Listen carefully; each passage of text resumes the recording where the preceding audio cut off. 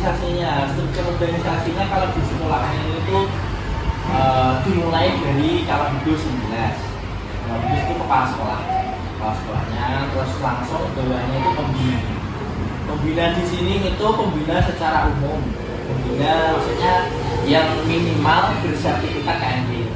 Nah itu kita anggap pembina. Yang belum itu setiap tahun di Korwil itu harus mengikuti yang belum. Ya. Bagi ASN, bagi yang belum ASN tidak wajib. Tapi yang terjun ke anak-anak langsung itu adalah penanggung jawab pelatih. Nah, penanggung jawab pelatih itu dipilih berdasarkan rapat tahunan. Nah, seperti saya kan penanggung jawab pramuka 1 sampai kelas 6. Nah, saya juga punya bawahan lagi yang siaga itu juga saya kasih penanggung jawab, yang jalan penanggung jawab. Jadi secara umum saya yang penanggung jawab, terus di bawahnya lagi ya siaga.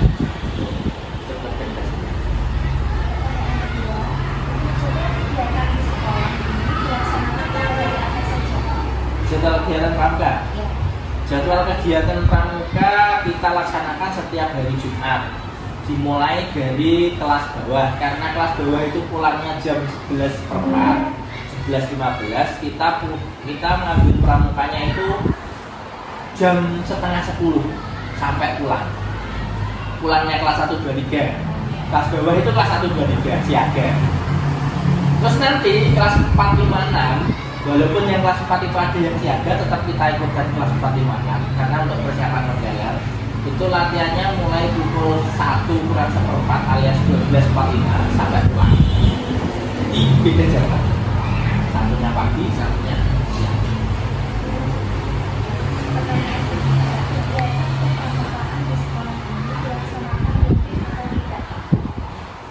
Untuk sementara ini yang rutin itu kelas atas karena lebih banyak kegiatan. Nah, kita juga melatih anak-anak supaya anak-anak itu bisa bertempur dengan lomba-lomba. Tapi untuk kelas bawah untuk sementara ini pelatihannya hanya ketika anak-anak itu memiliki kosong jam. Dalam artian kan 1 minggu kan kalau ada kosong jam itu kita laksanakan pramuka. Kadang itu hari Jumat itu ya mohon maaf ya, ini kita sekolahan kita itu sekolah menurut kategori favorit. Kadang itu kita diberi kegiatan dari atasan langsung, dari Ngawi, kegiatan dari Jumat bersama susu Milo, jadi kan kalau pagi bersama kegiatan itu otomatis nggak bisa pramuka yang kelas bawah, dan itu sering. Jadi kelas bawah itu yang nggak rutin karena kegiatan lain. Tetap sebenarnya itu tetap kegiatan, cuma kan namanya bukan pramuka. Nah, itu seperti itu ya.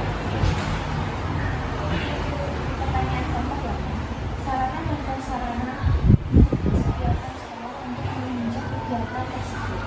Sarana dan prasarana, sarana cuma lapangan. Sementara ini kita tidak bisa untuk menyediakan sarana lebih. Ya. Untuk sarana itu ada 2 jenis, inventaris dan juga miliknya anak-anak. Kalau miliknya anak-anak itu tali beserta tongkat, itu setiap hari Jumat kalau ada materi tali dibawa.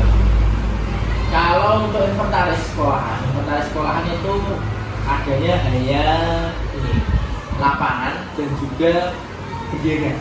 Itu sarana itu.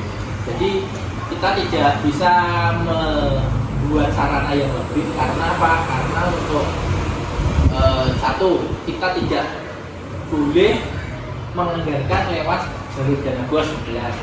Yang kedua, untuk sekolah negeri itu lagi marak dan gencarnya itu kan tidak boleh ada tarikan ke wali murid atau siswa dan sejenisnya. Jadi kita hanya mengandalkan kepemilikannya anak. Jadi kita tidak menyediakan lebih. Penilaian kegiatan kepramukaan di sekolahan ini. SKU, pakai SKU.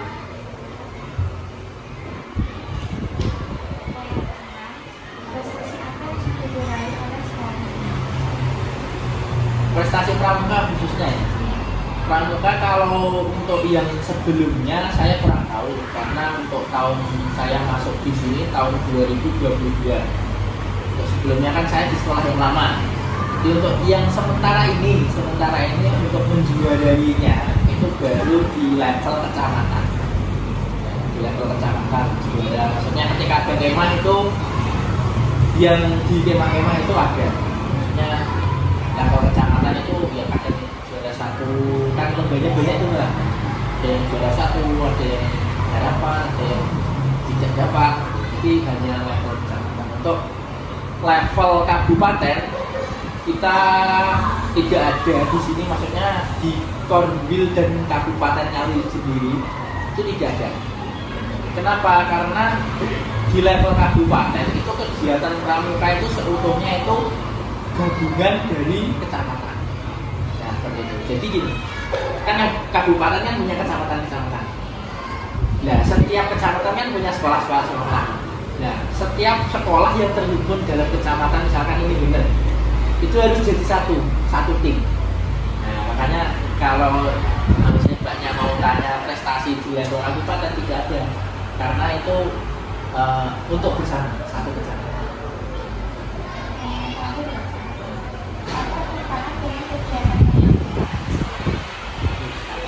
Tantangan banyak. Tantangan itu ada tantangan intern, juga tantangan ekstern.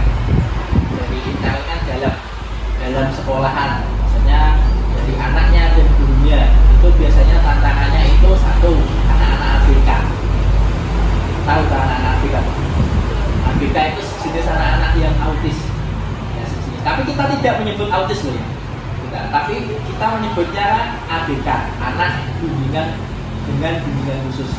Nah, seperti itu ya, mungkin kalau setiap sekolah mesti punya, kita juga. Yang kedua tantangannya itu pengembangan materi di tingkat pelatih. Itu kadang kalau misalkan saya sejak kecil gampang mau nyari materi. Nah sekarang pertanyaannya guru, ketika saya nanti misalkan suatu hari saya tidak di sekolah ini, dipindah gitu ya, dimutasi, terus saya serahkan ke gurunya, belum tentu guru yang saya serah ini materinya sama dengan saya. Nah itu tantangannya. Nah, jadi tantangan dari dalam itu, terus tantangan dari luar itu cuaca itu tidak bisa diprediksi.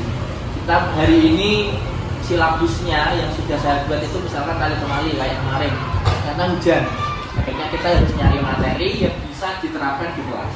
Nah, seperti Sandi Mosen, apa itu, Sandi Kota, dan lain sebagainya.